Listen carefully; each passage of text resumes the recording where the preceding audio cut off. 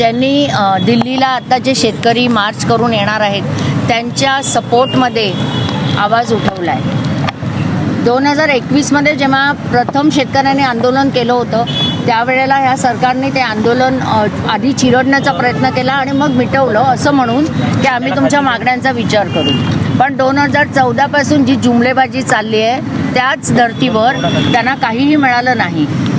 त्यांच्या मागण्या एवढ्या आहेत की जे मिनिमम सपोर्ट प्राईस असते म्हणजे शेतकी मालाला जो हमी भाव असतो त्याचं बिलामध्ये रूपांतर करावं आणि बऱ्याचशा जवळजवळ 40 गोष्टी कमॉडिटीज त्यांना त्या हमी भावाच्या अंतर्गत पाहिजेत म्हणजे ती लोक त्याचा समावेश करावा असं त्यांचं म्हणणं आहे शेतकऱ्यांचं. दुसरं म्हणजे स्वामीनाथन आयोगाने असं सांगितलं की शेतकऱ्यांसाठी पेन्शन योजना चालू करावी तर त्याचं इम्प्लिमेंटेशन व्हावं म्हणून ते गव्हर्नमेंटला सांगतायत. आणि 2021मध्ये बरेचसे शेतकरी मृत्युमुखी पडले होते त्या आंदोलनामध्ये तर त्यांना कॉम्पन्सेट करावं आणि अशा त्यांच्या काही मागण्या आहेत.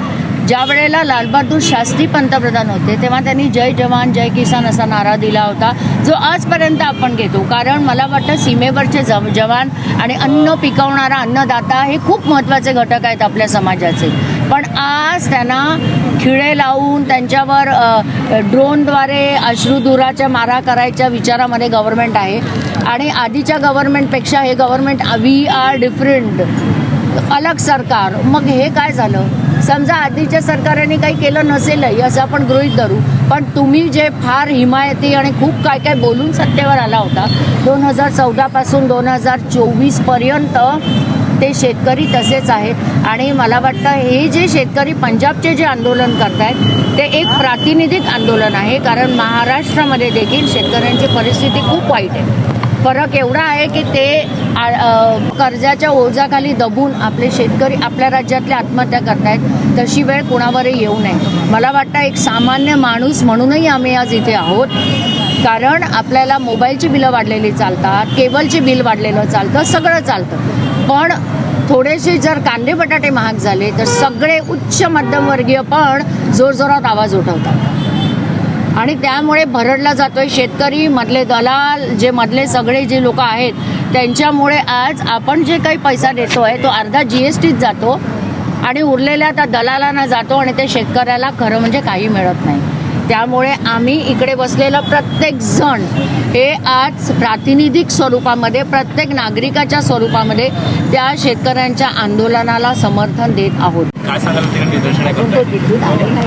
एकंदरीत TVवर किंवा न्यूजला आम्ही ज्या बातम्या बघतो ते असं वाटतं की एखादं परकीय अतिक्रमण येतं आणि त्याच्यावर जे हल्ले होतात ना कॉन्क्रीटची भिंत उभा करणे, त्यांच्या रस्त्यामध्ये ते लोखंडी खिळे ठोकणे, त्यांच्यावर अश्रुधुराच्या नळकंड्या फोडणे, ड्रोननी त्यांच्यावर हल्ले करणे, हे जे प्रकार चालू आहेत हे प्रकार म्हणजे परकीय आक्रमण झाले आपल्यावर आणि त्यांच्यावर ते हल्ले करणे हा प्रकार चालू आहेत. पण या सरकारने हे समजलं पाहिजे हा जो आहे ज्याच्यावर तुम्ही आक्रमण करताय हा मायबाप आहे. तो जगला तरच देश जगेल. पण त्यांना असं समजत नाही आहे. त्यांचं प्राधान्य काय आहे? फक्त राम मंदिर बांधणं बस एवढं. त्यांना बाकी काही दुसरं समजत नाही आहे. या देशात धर्मामध्ये वाटावं करायचे धंदे यांनी चालू केलेले आहेत. हे कुठेतरी थांबलं पाहिजे. शेवटी शेतकरी जागला तर देश जगेल. तुम्ही आम्ही सगळेच जगू ही काळाची गरज आहे. त्यामुळे या सरकारला एक माझं सांगणं आहे की आज तुम्ही त्यांच्या वाटेमध्ये लोखंडाचे खिळे तुम्ही आज लावलेत पण हे शेतकरी उद्या तुम्हाला लोखंडाचे चणे खायला लावतील हे सुद्धा तुम्ही लक्षात घ्यावं.